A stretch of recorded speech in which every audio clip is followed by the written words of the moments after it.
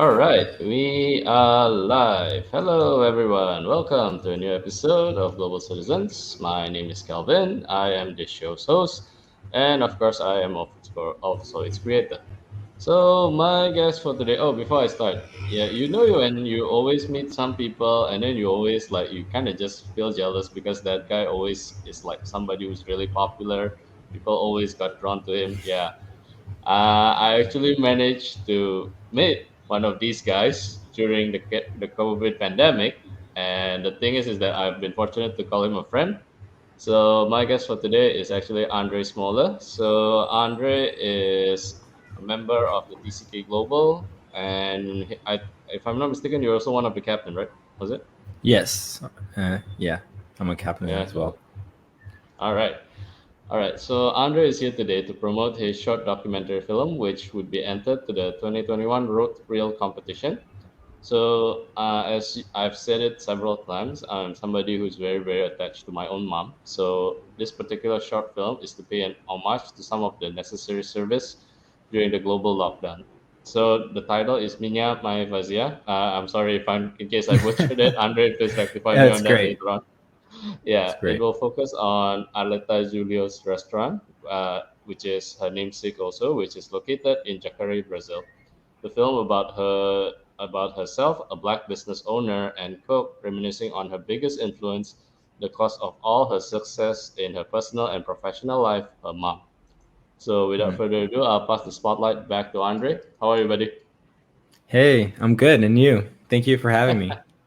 Yeah, you're very, very welcome. All right, so I'll just take a little bit while to address some of those who just watched this for the very first time. So, Global Citizens is a weekly live stream that advocates third culture kids and also represents the global citizens community of all backgrounds. So, the main purpose of this channel is for people to understand that that our life what we do is not an extended holiday, it's not a vacation, it's a life Mm. whereby we are plucked from where we are supposed to grow up, or maybe our parents passport country.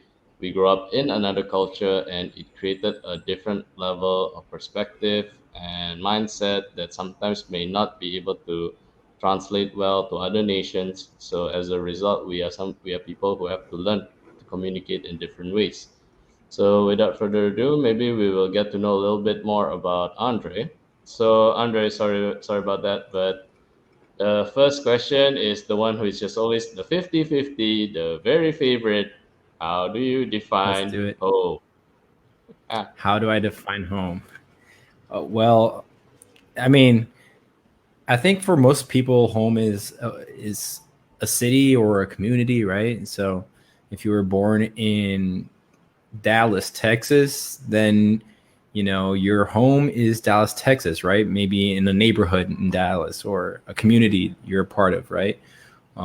Because that's what you've known your whole life, right? It's where your heart is attached to, right?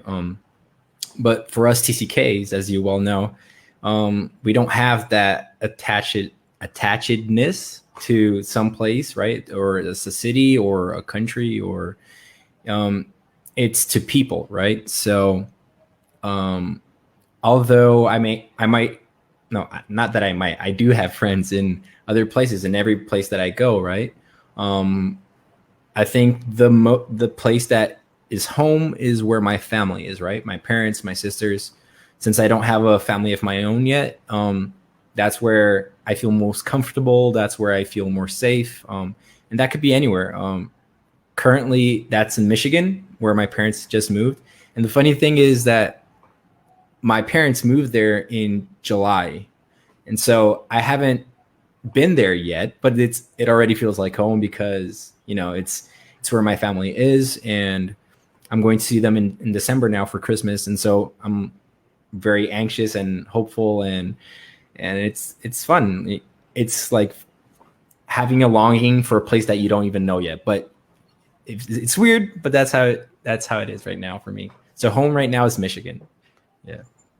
since you use the word might, in case you lose some friends, I'm not responsible for that. No, I'm just kidding. I'm just kidding. All right. But yeah, I'm not responsible if you lose your friends on that. No, it's okay. It's all good. Yeah, you can make new ones. No, I'm just kidding. Yeah. Okay, all right. Uh, I know that you are technically at, there's three places Right. that is like where you are most attached to, and that's where you're currently at. Currently, you're in Brazil, Yeah. United States, and actually where I'm currently at, which is at Indonesia, right? Right. So, Exactly. is there any of these three places that you feel most inclined to? And also, like from these three places, how do you think that it has shaped who you are? Right. So yeah, basically, I've lived in these three countries: Brazil, United States, and Indonesia. Um, but it sounds like a few countries compared to other TCKs, right? Like I know TCKs that have been to like 9 countries, and that's crazy. And sometimes I feel a little bit jealous as well. But hey, Mm. but I have been in between these countries a lot, and I've lived in more than 13 cities. So it's been a lot of places, and in between these cities, I've moved more than 20 times. So it's been a lot of moving, a lot of going around, and um, I think like I haven't spent too much time in a place enough to make it like that one place where I'm most attached to, right? I think there's like I said, home is where my family is. So like I said, it's in Michigan right now, so that's probably where I have most like I most want to be right now. But at the same time, there are a few cities that I lived a little bit longer, that I do have a little bit more of knowledge of the city, and I know more spots, and so you might feel a little bit more comfortable, right? Which is São Paulo, Brazil, uh, New York, Manaus in Brazil as well, and Jakarta. And so I think those are like the top cities that I've kind of like grew attached to. And I think like they also were spots that had like that were the scenario for like major life shifts, like so Jakarta was like a city that I was there, and it was that spot where I was going through like my teenage, like ending my teenage phase and starting my like adult life, like actually grasping myself for who I am, and just like not what other people tell me or what my family, dictates and stuff like that. Not in a rebellious way, but like more as in, coming of age, Independence, independence. independence. Yeah. Also, São Paulo is where I was born, so there's this whole thing, and my mom's family's from there, and so I have a lot of family members there. Manaus is the same thing. I've lived there for about 2 years, 3 years on and off, like going back and forth. And also, my dad's family's from there, so there's this whole family ties as well. And New York was where I spend, well, not New York specifically, but New York area, right? Right. Was where I spent my like good part of my childhood, right? So in between cities around and in New York, but that area was a place where it shaped a lot of my tastes and stuff like that. So I think those are the cities that most shaped who I am, and I think most of my culture or my tastes and understanding worldview come from experiences in these places. So yeah. Right. Okay. Okay. All right. We definitely will get to know a little bit of your own TCK background a little bit later. But Right. right now, I want to focus on, well, the very title of this Mm, very episode itself. So, this short film that you created is being entered into Road Trails Film Competition for this year yeah, it's 2021. already been submitted. It's already there. Yeah. Yeah, I already sent my votes, and actually the link for Thank you. the to support the movie is already in the description box. Awesome. So yeah, do you mind telling us about the Mm, behind the scenes? Like, how did you come up with the idea? Okay, let's make this movie and let's focus on this particular topic. Actually, right. Yeah. Okay.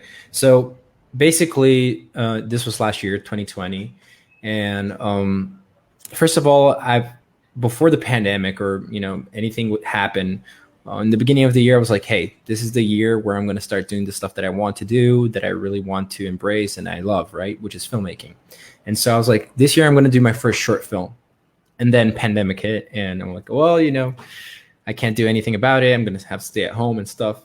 And so I was like, "Okay, maybe I'll have to postpone this." The short films that I was writing and stuff. And then during the pandemic, there was the lockdown period, and the only things that were working, that were able to go outside, or people that were able to go outside, were if you were going to the supermarket, or if you're like a Uber or delivery driver, right? We couldn't go to restaurants, we couldn't go to work, we couldn't do a lot of things. So the only businesses that were working were supermarkets, pharmacies, um, restaurants, and hospitals, right? And so I was asking for delivery every day because I was working, at home, but still I didn't have time to cook. And so I was ordering food. And I have this friend, Arlete, which is the protagonist of this documentary, and she has a restaurant, right? Which is a vegetarian restaurant. I'm vegetarian. So that's where I was asking food every day. And I was going to the gate every day to get the food from the driver. And then at one day I was just like getting the food and thinking like, wow, this is like a very important job, the job of you're preparing food, which is going to nurture your body, and get you healthy, get you strong. And if you get bad food, especially in a time like this, it's really bad because if we're trying to protect ourselves, we have to be ready, and that also means our bodies. So I started to like think about, wow, this is very interesting. And this is a job that we take for granted, right? People that work in restaurants, people that work at Uber, people that work at hospitals, and it's all things that like we take for granted. But if they're not there, then things can fall apart. And so I was like, yeah, this is really interesting. I wish I could give a little bit more of light to these people. And then I'm like, okay, so why don't you make a documentary about this? You don't have to write a script about it like as you would for a fictional short film, or you don't have to hire actors. You could do it by yourself or with a very small crew. So why don't you do that? And I'm like, yeah, I'm going to start my first short film with a documentary. And so that's kind of like the kickstart to the project, right? And then from there, basically, I talked to Arlete about the idea. She's like, yeah, that would be great.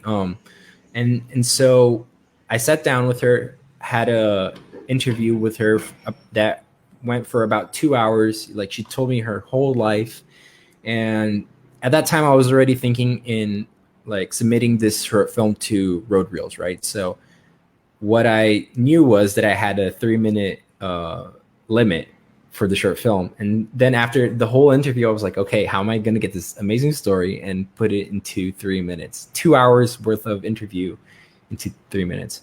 So I sat down, and initially my idea was to go a little bit more towards, the hardships a Black woman faces being a cook, right? And like it was more like focused to that issue, right? Because we just had the Black Lives Matter movement starting and getting really big, and also the whole George Floyd fiasco. Let's put it like that.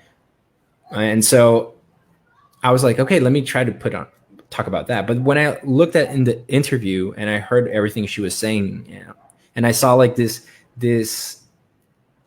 thing where her mother was in every part of her story, I'm like, okay, this is interesting. Also, after analyzing, talking to some friends about it, I started to see that it could come off as a little bit exploitive if I went through that other side, what I was trying to do initially. So obviously I had to be sensitive about it. And this seemed like something that was more authentic to her story. I wasn't trying to push anything towards, the person. And so that's like that's what happened. I got that interview, saw that main frame that was going through her words, through her interview, right? Her answers, and that's how the short film came about. I got that, reduced it to 3 minutes. Like all of the things that she says in the short film are things that she actually said in the interview. I didn't add anything, so that was kind of like the compression of 3 hours, 2 hours worth of interview. Yeah. Wow. Yeah. Okay. Long answer. Oh Sorry. wow. From 3 hours to 3 minutes. Jesus. That's 2 hours. yeah. 2 hours. Sorry. Oh, 2 hours to three Yeah. minutes is still a lot, man. It's still a lot. I mean, I do mine live stream, so this is Right. just like what would do if you are on Zoom, you're just talking to somebody, but the thing is of course, yeah, I'll be asking back and forth. But for your Right. case, that is wow. Okay. Yeah, So from but two to be hours to three honest, to be minutes, yeah. fair, Yeah. that's normally how documentaries go. They have like, I mean, especially the ones that like are a full feature documentary, right? They have like hours and hours and hours and hours and hours of footage, of interviews, and they just use a little part of it in the end. So Yeah. it's kind of how it goes, but it's still interesting to see because we normally you don't see that, right? You see that thing and you think, oh wait, well they did that whole thing, that those 2 hours of film, right? And it's just that. But no, there's like a lot of stuff behind it. There's a lot of research and a lot of things that go behind it. So the project is way bigger than what you see in the screen. Yeah. Yeah. Yeah. Okay, okay. Oh, you can upload it to IGTV. They have a 1 hour time limit though, so I think Right. you have to Yeah. separate it I'll into do an parts. extended cut. Director's cut, director's cut. Yeah. You heard it here, folks. Okay, sorry. Okay. Uh, okay. So I mean, yeah, it's definitely not easy converting 2 hours into 3 minutes though, but as a content creator, or I think as a filmmaker, one of the challenge is you need to balance something like, okay, your art, your creativity, and the maybe the more commercial aspect of it. So what was the challenge when you were creating this? Because I know you are just doing this, you're using it to enter a competition, Right. but at the same time, what do you think that was the ultimate difficulty? Because I was looking at the credits, I knew you were doing a lot of stuff Mhm. in aside from all the things, right? Right. Well, I don't think, since this is like an independent short film, Right. there's no company attached to it or anything. I don't really have that pressure of doing something that, to please somebody, like to please a producer or an executive producer or something like that. I really have a lot of freedom to do whatever I want. Um, Obviously, this also could be that like I'll do something so weird or so like uh, you know out of this world that maybe people won't like it and won't vote on it on the competition, right? So the parameters that I had for this was, first of all, I wanted to be authentic to the story, right? Right. I wanted to tell Arlechi's story without like twisting it and making it so it stays something that I wanted. I wanted to be like her actual story. So that was the first thing. The second thing was I wanted it to be also true to what I believe or to what I think is beautiful. So there is that touch of things that I do, which I think is nice or it's like my style or whatever, and what I think should come out in the film. And the third thing is I also have to think about the audience, right? How will the audience see this, or how will the audience like it? Obviously, I don't have that so close to me as to so that it kind of like messes my flow or gets me anxious about how it's going. But um, I think it's important for you to also think about how the audience sees it, because you're not doing this for yourself. You're doing this for somebody else. I mean, if you wanted to do something for yourself, you would like maybe write a poem or do something, that you can keep for yourself. But there's no reason for you to waste, because filmmaking takes money, and so there's no reason for you to spend so much cash on something that you're just doing like for yourself. I mean, there is, but it's too much cash for that. Um, so those are the 3 points that kind of like guide how I was doing the film, and the closest I get to any pressure is just thinking about like what other people are how other people might see the film, right? But as to the other difficulties, this again, this is an independent short film, so a lot of it is done by few people, right? Maybe if it was like a film or a short film made by a company or something, there would be more crew, there would be more people helping out. But in this short film, I had a crew of 4 people, besides myself, and so I did the whole interview alone, and I filmed it, I edited it, then got the audio, made it all by myself, and then when I actually went to film it, I had the crew of 4 people along with me, which was actually like 2 people on one day, and then 2 different people on the other day that I shot the film, and so they helped me like making the behind the scenes footage. They helped me putting the lighting or holding things that had to hold. Like it was like you would do everything, and then after that, I had the whole footage and I edited it and made the sound design. So that was a challenge, kind of like to wear these different hats, and trying to be the most objective as possible. Because, like for example, if you're the cinematographer, you have something in your mind, and then when you go to edit, you have to not see it with the eyes of a cinematographer or of a director, but you have to see it with the eyes of an editor. Okay, I have this footage. How is it going to look good with this footage? And so that's kind of hard for you to shift, between these hats. And I think that was the biggest difficulty for myself. Yeah, and especially at the point where I had finished doing the shooting, right, and then going to the editing part, the editing process, because then I had something really like solid in my mind of how I wanted the documentary to be.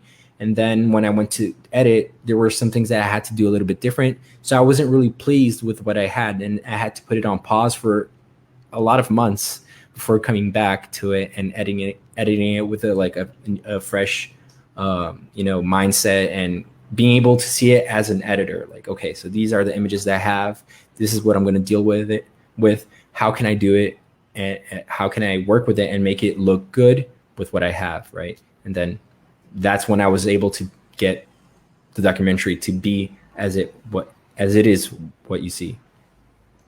Yeah, I get that. Because the thing is with mine, however, is that we record and whatever we have at the moment in the past, we just put it until Right. the day I realized that internet does not always favor you, and sometimes there will be time that I kind of lose audio, or due to my network connection, I will lose my signal and everything is gone. So Mm. yeah, I get the difficulty of being an editor, and Yeah. my editor is on standby here. So in case there's any kind of thing that later you want to edit when we are doing this, please just Yeah, let let's me just cut know. this whole thing out and let's start over. No, I'm just kidding. What? No, And I'm just kidding. okay. All right. Okay. I know that when the idea when you first created it is related to Black Lives Matter and Right. yeah, and the death of George Floyd. God rest his soul. So, though when I was preparing for the episode, I saw this line that caught my attention. It's on your promotional page actually on Road Trail. Is Black women are here to do the heavy work. I think this was said by Arleta herself. Yeah. So, Yeah. I actually want to ask though, because at the end of the day, it's uh, why this particular line though.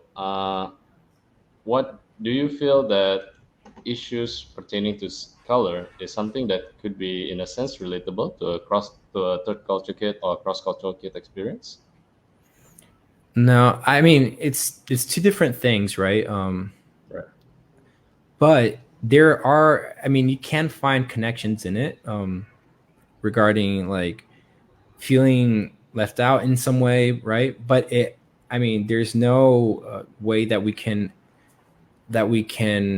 compare, right, the Right. intensity of the two, right? Or Right. um like how it, it's different things, right?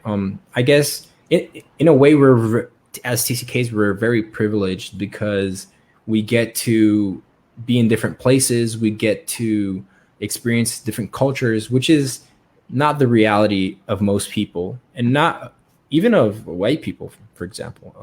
So we are very privileged. I don't want to put it on the same level, right? It's not at all. um, but in a way we can empathize in, in in the in the sense that, like, especially when you're going to somewhere else, because there's different types of TZKs, right? You could be a hidden immigrant, you can be like somebody totally different, because for example, me living in Indonesia, people can look at me and say, well, obviously you're not Indonesian because you don't look Indonesian, right? And so you can get that sense of being left out, but I don't think it's like people are, you know, kicking you out of society or anything. At least that wasn't my experience. And I mean, there was definitely a lot of angst, like during my teenager years and stuff like that, because of being a TCK. But it had more to do about myself and trying to figure out my own identity than with somebody else, you know, put on me, you know.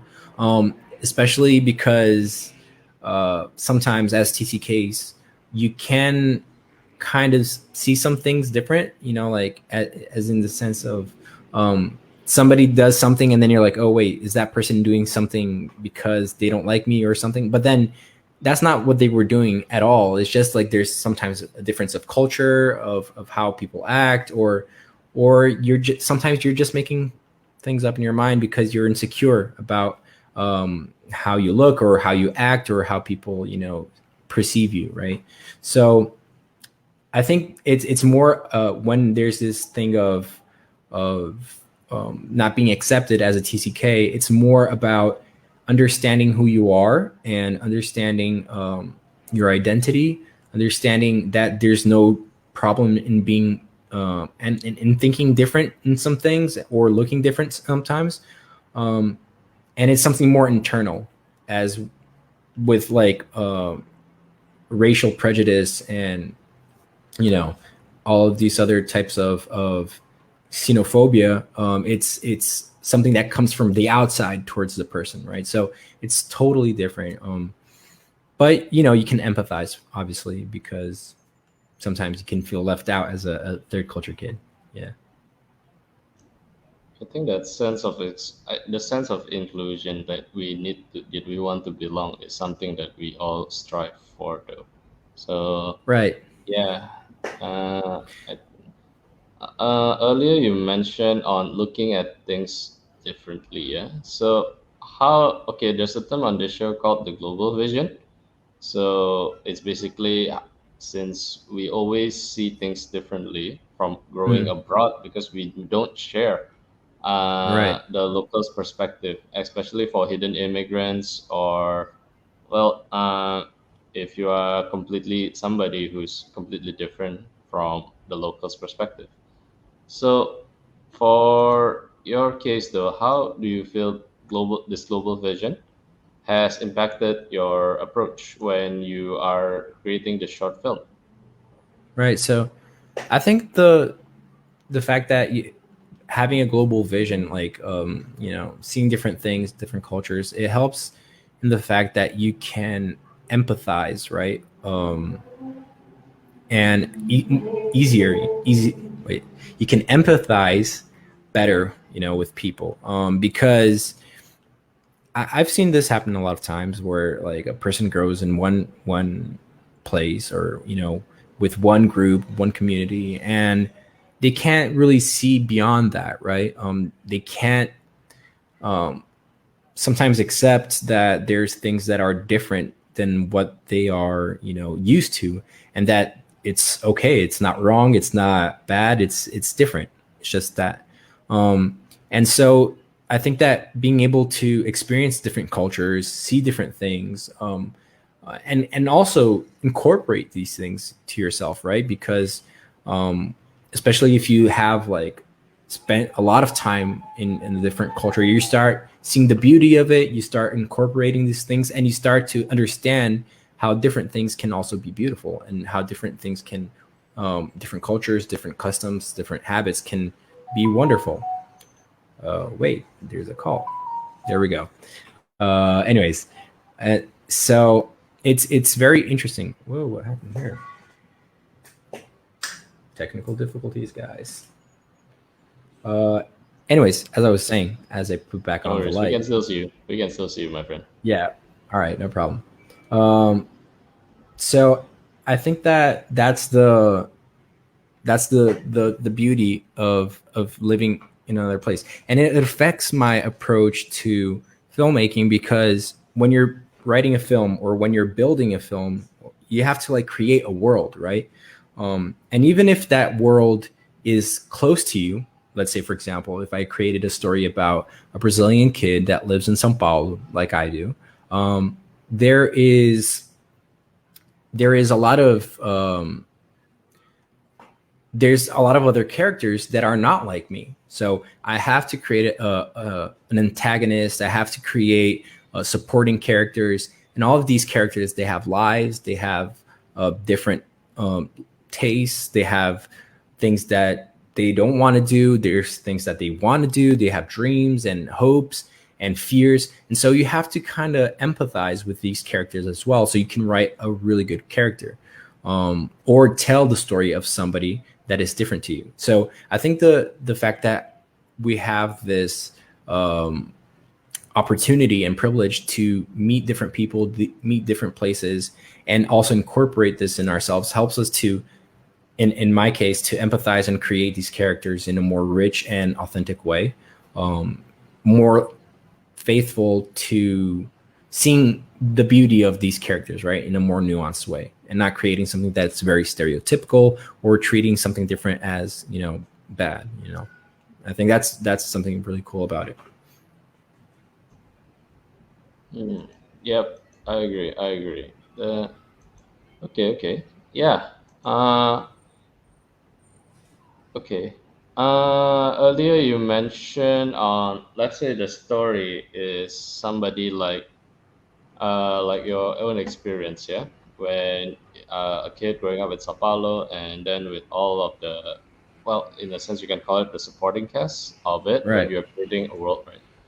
So, if you are given the chance to create a character or even a series that's and you got an unlimited budget or something in this, what would you want to create that would address some of the issues maybe you have growing up as a TCK? Because some of the things, like for example, reverse cultural shock, that's definitely something that we all experience. And even For sure. for Yeah. Alexa, sorry, I apologize in case I butchered the name. I really, really do not want to be disrespectful, but I don't speak Portuguese, and I'm really trying, guys.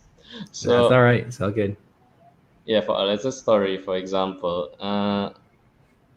because I may not, I don't really know the geopolitical landscape of Brazil yet with Right. regards to whether there's any kind of segregation related issue or how. Hmm. Right. So, for your case, though, if you can create something to address some of these theories, so what would it be?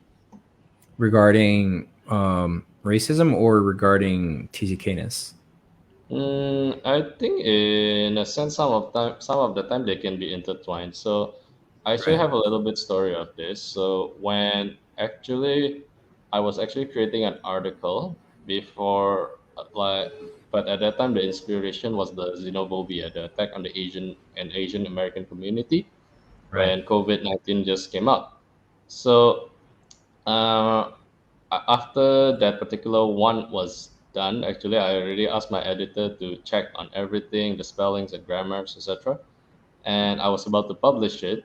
I actually That was actually a few days before George Floyd. That was actually on the day George Floyd passed away, and I already included the area of systemic racism and some of the issues that the African American community had faced. And of course, I thought, okay, I think it's okay if I do a little tribute to the late George Floyd.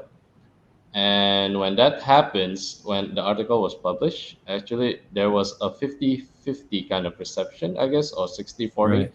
And the 60-40 is actually not on the positive end. There are those who actually criticize what I did, which Right. I didn't expect that to happen because I thought usually TCK communities are a lot more receptive when it comes to intercultural related matter, but I Mm, didn't expect that actually it's a mixed kind of yeah. dichotomy. And Right. at that time, I think it was more of where I actually posted it. I know that there's a lot more people who are receptive to it, but at that time, in the earliest part, there was not a positive reception to it. So yeah, maybe I can have your insight on this. Yeah. No, I think that like we were saying earlier, there's definitely a lot of things that we can kind of connect in some way between these two places, right? Like being a third culture kid and then being like black in a society that doesn't accept you, or not just being black, or like being Asian, right? In a society that doesn't accept you and stuff like that. But at the same time, I think it's very important to know the differences, right? Between these two things, and respect in a way the the seriousness of each thing. I mean, not to say that one is more serious than the other, or that like they're just different. And so, like I was saying earlier, I mean, while I was thinking to take this documentary in another direction, which honestly, it was coming from a good place in my heart, right? I didn't want to hurt anybody. I didn't want to. But after some soul searching, talking to friends, I found that it might not be too sensitive, right? And it might come out a little, like people might interpret it wrong. Going back to the thing of how you should take audience, how audience might react to what you do, right? And so I decided to change just because of that. Because especially in a time like last year, mid 2020, where everybody was so pissed about things that were happening, and with I forgot the word about it, but like they had all the right to be mad about things. Um, it was like it might not be the right time to, like, at least to speak the way I was going to speak, or. And so I think there are ways to create stories that do intertwine these things, and to do it respectfully, and to not just respectfully, but also sensitive, like, because if, like, again, going back to the thing where we can empathize, as TCKs, we do have this privilege where we can see other people in a more loving way, because we kind of know how it is to be from a different culture, to have different ways of thinking or different ways of acting that sometimes might not be seen as cool or good or right. So we do have this place where we can empathize with them, but it also helps because we can also have this sensibility of like, okay, maybe I shouldn't do this right now, not because it's wrong, just because it might not work out right now, and now might not be the best time, right? And so I think there is a time and place for these stories to be told. And like I said, in my short film, we do talk about it, like the phrase that you said about where Arlete says that sometimes Black women can be seen as just people that do the hard work or something like that, and that's something that she said, and that it deals directly with what we're talking about. But at the same time, it's not being exploited, that you can sense it throughout the whole film, but you don't really have to come out and being kind of exploitive of that fact. Just the fact that we're making a film about a Black woman that has her own business, that has achieves things that she has achieved. That's something already that we're already talking about. How we can like an example of how we can move forward, right? Or how we can do things better. Obviously, it's not, this short film is not going to change the world. It's not in the sense of like, oh, this is the solver for all of our problems. But it was an honest thing where I didn't take out from her more than she wanted to say or talk about. But at the same time, we're showing something that like hey guys, we can be different, we can grow better, right? So I think that's what it really is. We just have to be like very sensible, and especially dealing with things that are not our reality. It's not my reality. So I think that's the thing. There's definitely places where we can tell these stories, and a time for it, right? And also a place. I don't think that it was just my place, to be so emphatic about it. I did tell about it, but in a way that was different from what I was thinking about before. So trying to be more sensible about it. Yeah, well said. Well said. All right, Andre. I got two more questions for you. So, first one is this: like, for those who watch the short film, what do you hope though the viewers can interpret, or what message do you want them to actually learn? Because everybody, as you said, when you're given a content, you have to look at it through the perspective of your audience, right? So, Right. however, at the end of the day, this, in a sense, is still your what it is your work. So, there's definitely Yeah. something that you hope that the audience would learn. And what do you think that is? Right. So, I mean, it's the short film is more about like telling the story of this woman that went through hardship, and in her childhood, and her family had a long way to be where they wanted to be. But she has this amazing inspiration in her mother. And so there's a lot of things that you can take out from it. I'm not trying to like make a film just to preach, like, hey, listen to this because you have to do this or something like that. I don't want to be presumptuous and thinking that I can teach everything. But what I do see, and what I wanted to share, was this very beautiful story of a woman, of two women, right? Actually, first of the mother, which um, besides all odds, she went on and she impacted not just Arlete's life, but other people that she would bring home, make food, and like be this amazing woman, right?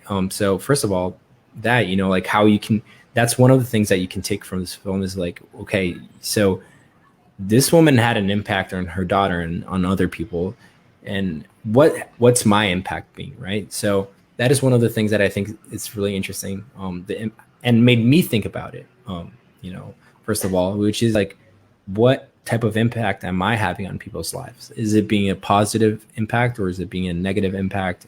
Am I having good influence on people? Also, there are other things that you can take away from the film, right? Like about how we as a society can be better, and to see people, and give them the value they deserve, right?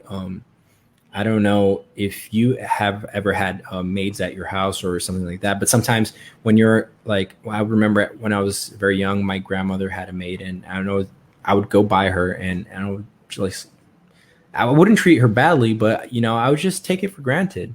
And these people make our lives so much easier. They make it work, and in the rush of the day, we don't thank them, we don't give them the recognition they deserve.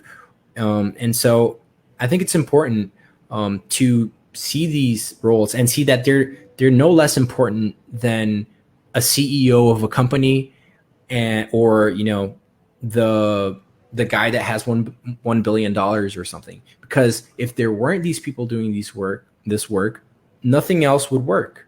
Because you need food, you need somebody to drive you to some place, and these people have amazing stories that sometimes, not that there's stories that are not amazing or interesting, but like sometimes I think, wow, this woman has lived more than I have and have these crazy stories. I wish I had like some type of like story like that or something. So like these are interesting people, they have value and they deserve recognition. So that's something that you can take off. There's a lot of things that you can take off from that film, but what I really wanted is like to make a film that that told this story that I found really interesting, and I wanted to share it with people, and take from it what you want to take. There's not a lot that I can do. I want to people look at it and have a moment of reflection and see things in a more critical way, in a way. Yep. Okay. First off, shout out to all mothers. Oh yeah, for sure. Yeah. Yeah, All right. because Andre. mothers, they have an important Sure. role for sure. Yay. All right, Yeah. Andre, this is gonna be your last question. It's actually Okay. not more of a question, actually. I always want to end the show with a gratitude with gratitude. So I Mm, want you to reflect on what you feel has been a blessing. Maybe some things well, the term that was suggested last time when I created this was curse. But the mm. thing is, at the same time, like from all the good and the bad from growing up interculturally, what do you feel has been a blessing for yourself? And any advice for those who could be, well, for the younger generations of TCK? Right. Yeah. So definitely when I just became aware of TCK ness, or being a third culture kid when I was in college. Before that, I didn't know what TCK was, and I had all these things going in my mind, like, okay, am I Brazilian? Am I American? Later on in life, like, okay, does Indonesia play a role in me? Am I a little bit of Indonesian as well? But anyways, that was really weird. And I remember we talked about reentry, right? When I think the hardest part for me was coming back to Brazil and seeing that I wasn't Brazilian enough, because I knew when I went to the United States with my family that like I'm not from here. Nobody expected of me to be American, and I knew that like I wasn't from there initially. Like I wasn't born there. I didn't grow like I didn't spend my first years there of life, so I knew I wasn't from there. And when I came back to Brazil, I felt like, okay, so I'm not Brazilian as well. And that's when like the crisis kind of like hit, right?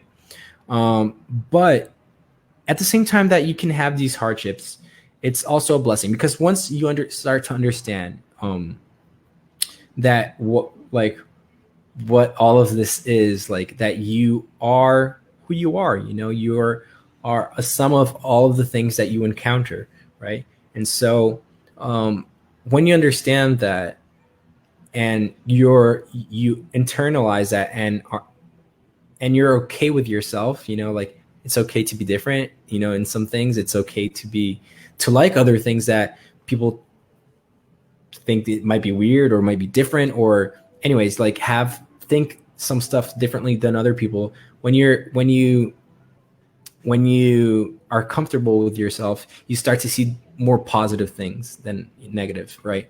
And so I'm very grateful to be a third culture kid, because like we said before, I have this opportunity to see a lot of places, a lot of countries that I've been to. I was able to see firsthand a lot of things that other people just talk about, like being something so foreign or like from a movie or something. But I've got to seen that, and it's amazing because I can understand other people, and even though sometimes I might feel a little bit left out and here and there, it's I know deep inside that I'm living this amazing life that many people can't afford, or many people can't like never think they will experience in their wildest dreams, right? I'm very grateful to all that, because I think besides that, identity crisis that we pass as we're, being teenagers and stuff, or, young adults, um, there's no other downside, for at least in my point of view. I'm very grateful, because it's a very interesting life for sure. And I wouldn't have it any other way. Like I sometimes talk to other people, like friends, family, and I say like, I don't know how I would live, not like knowing what I know today. Obviously, I don't know how I would be able to live a life different than this. Like being like staying one place. I sometimes do feel like it's really interesting to see people, go on the on like bakeries and know everybody by name, or know everybody in their apartment building by name. I think that's really awesome. But at the same time, like I think it's really cool that you're able to meet so many people and then go somewhere else, meet more people, see different stories, see different things, and in the end of the day, we're all just looking for the same thing. We're trying to find something to do with our lives, like a purpose or something. And so I think it's wonderful, because we just see like how the world is so rich, so diverse. There's so many things, and it's amazing. It just blows me away, because it puts me in the place where I just humble myself, because like it's amazing. The world is great, and I love it. There's no thing that I have to put negative on being a TCK. You just have to check yourself and find yourself in that process. But that's normal. Yep. Well said, brother. All right.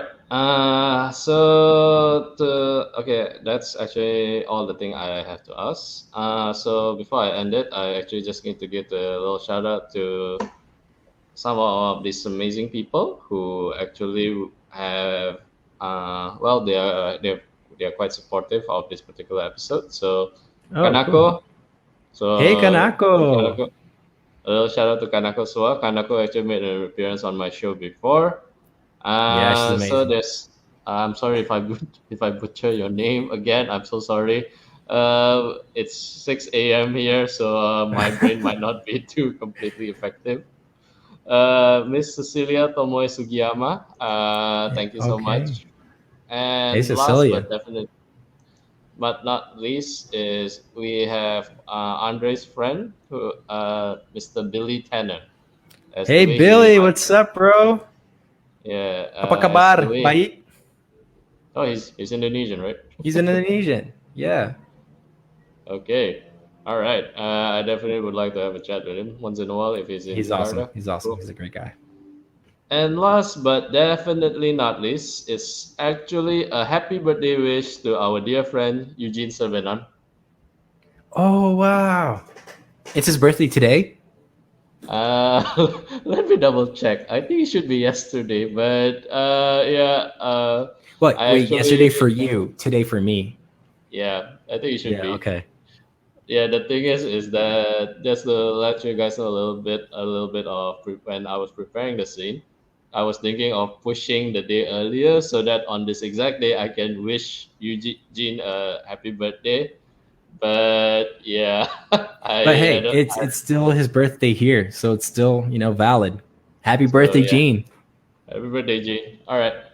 And with that, thank you so much for those who are watching this and will be watching it later. So this is the end of episode 106 of Global Citizens, behind the Woo. scene of Minha Mae Fazia, as said by the creator himself, Mr. Andrei Yeah. Smoler. So Andre, Can I anything you just want say to one say? last thing?